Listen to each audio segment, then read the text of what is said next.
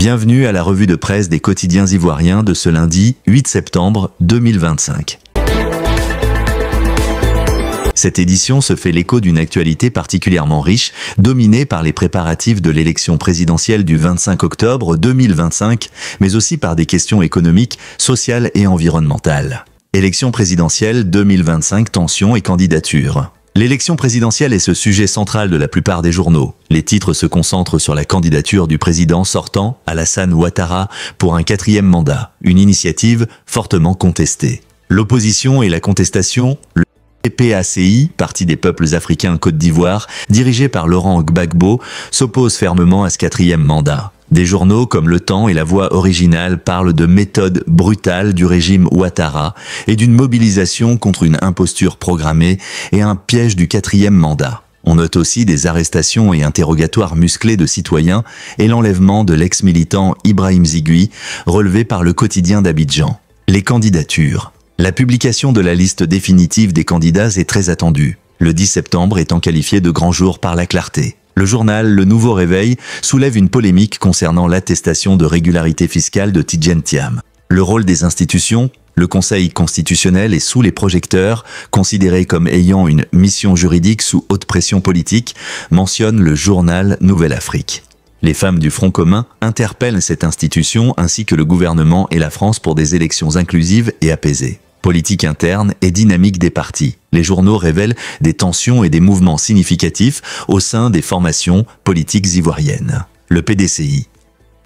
Les tensions au sein du PDCI sont soulignées avec l'image d'un affrontement entre 3 blocs, Billon, Ouattara et Gbagbo, qui se disputent le contrôle du parti. La démission de Linda Diplo du PDCI RDA est également un événement marquant, rapporté notamment par Le Patriote. Acteurs politiques et appels au calme. Le journal L'Inter se concentre sur Chantal Nanaba Camara, la magistrate qui va tout décider pour le scrutin. Par ailleurs, un membre du RDR-HDP, Sidi Touré, appelle l'opposition à s'exprimer de façon civilisée et pacifique. Économie, infrastructures et transports. Les quotidiens abordent plusieurs sujets liés au développement économique et des infrastructures du pays.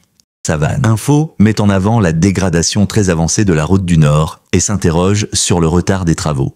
Le port d'Abidjan est aussi mentionné, avec des chiffres qui imposent le respect, écrit l'intelligent d'Abidjan dans ses colonnes. Transport aérien. Plusieurs journaux, dont Afrique Challenge Info, célèbrent le passage de la compagnie Air Côte d'Ivoire à l'étape intercontinentale suite à la réception de son premier Airbus A339-00 Neo. Emploi et filières agricoles. Le journal Le Temps présente les solutions du directeur général de la fonction publique pour l'emploi, tandis que Soir Info met en lumière la filière café-cacao. Fêtes de société, justice et fêtes divers, cette section regroupe des sujets sociaux, des préoccupations environnementales et des affaires criminelles.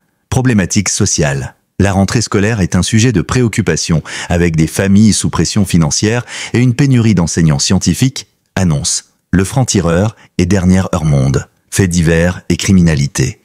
L'affaire non résolue de l'assassinat de la patronne d'un bar refait surface 9 ans après, écrit Le Perroquet libéré. Un vendeur de drogue a été retrouvé mort dans sa cellule et l'affaire de l'hippopotame attaque une embarcation sur le fleuve Sassandra est mentionnée dans le quotidien d'Abidjan. Environnement et réfugiés.